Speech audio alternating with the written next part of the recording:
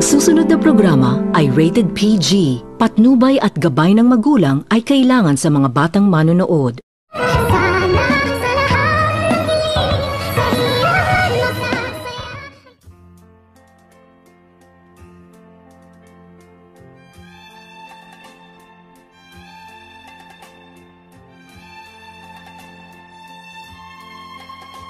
Pagkatapos nitong marinig at makita ni Lynette na itong si Dr. Carlos ay nakikipag-usap ito ni Zoe at narinig nito ni Lynette ang mga sinasabi ni Dr. Carlos kay Zoe na papahirapan umano nito ni Dr. Carlos itong si Annalyn sa kadahilanan na ikipinanggigiliiti ito ng galit ni Lynette at tinanong nito ni Lynette ang kanyang sarili kung ano umano ang ugnayan ni Dr. Carlos at itong si Zoe.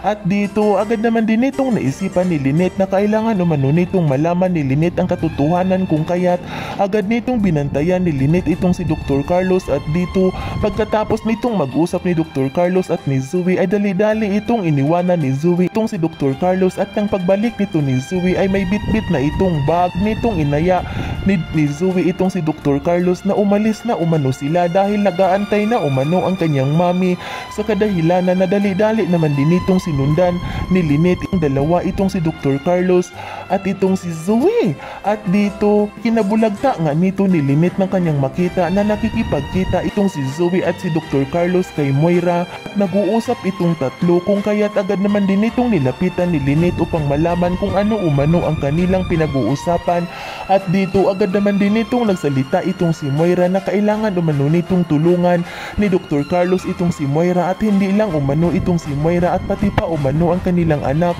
na itong si Zoe ngayong hinahunting na umano siya ng kanyang asawa na itong si Robert at ni Giselle dahil gusto umano nitong mabawi ang Ipix Medical Hospital ngunit naibenta na umano nito ni Moira ang Ipix Medical Hospital kung kaya't ikinagulat naman din nito ni Zoe ang kanyang naririnig galing sa bibig ng kanyang mami at agad naman nitong sinabihan ni Zoe ang kanyang mami kung bakit umano nito ibininta ang Ipix Medical Hospital at paano na umano itong si Zoe at dito agad naman din itong sinabihan ni Moira itong si Zoe na wag umano itong mag-alala dahil ang Ipix Medical Hospital lang naman umano ang nawawala sa kanya at nandyan pa naman umano ang kanyang daddy na si Dr. Tanyag at hindi lang umano itong si Dr. Tanyag dahil nandyan naman din umano ang kanyang daddy na itong si Dr. Carlos at mayroon din umano itong hospital.